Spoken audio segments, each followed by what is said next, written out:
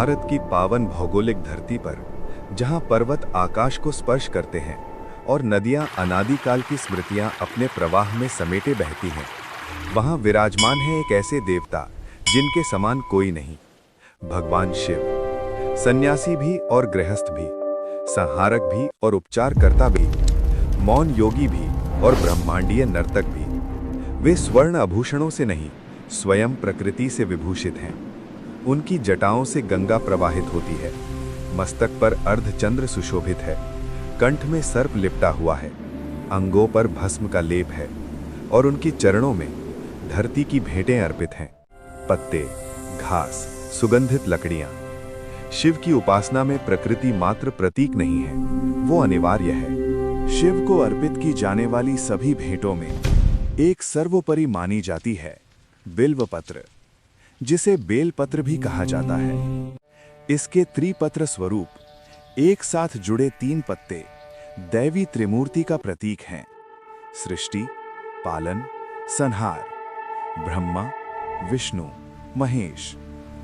किंवदंती है कि कठोर तपस्या के समय माता पार्वती के शरीर से निकले पसीने से बिल्व वृक्ष की उत्पत्ति हुई। इसी कारण इसमें मात्र सौम्यता और तपस्विनी शक्ति दोनों का संगम है।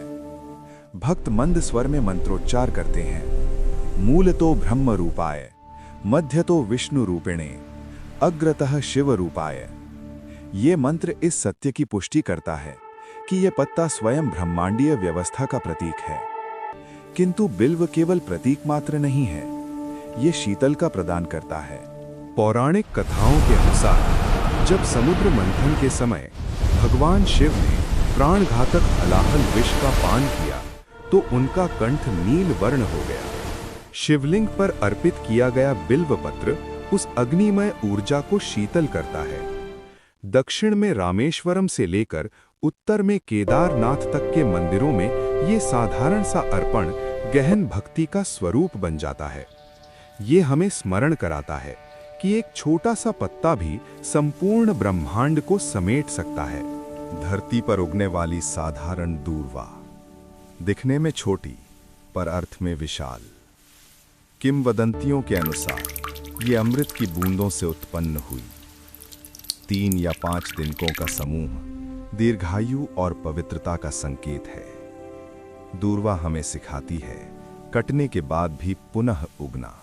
शिव की ज्वलंत तीसरी आंख को यह शीतल संतुलन प्रदान करती है। विनाश और पुनर्निर्माण के मध्य यही संतुलन जीवन है। दक्षिण भारत के सुगंधित वनों से आता है चंदन। जब शिवलिंग पर चंदन लेपित होता है तो वो केवल सुगंध नहीं फैलाता, वो शांति का संदेश देता है।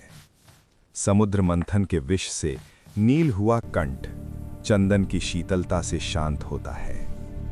अभिषेक के प्रत्येक क्षण में जल, दूध और चंदन भक्ति को मूर्त रूप देते हैं। शिव भोलेनाथ हैं, सरल और निष्कपट। ये पौधे केवल चढ़ावा नहीं है, ये हमारी भक्ति के विस्तार हैं। बिल्व हमें एकता सिखाता है, दुर्वा हमें धैर्य सिखाती है, चंदन हमें शांति सिखाता है। जब हम इन्हें अर्पित करते हैं तो हम उन गुणों को अपने भीतर जगाने का प्रयास करते हैं।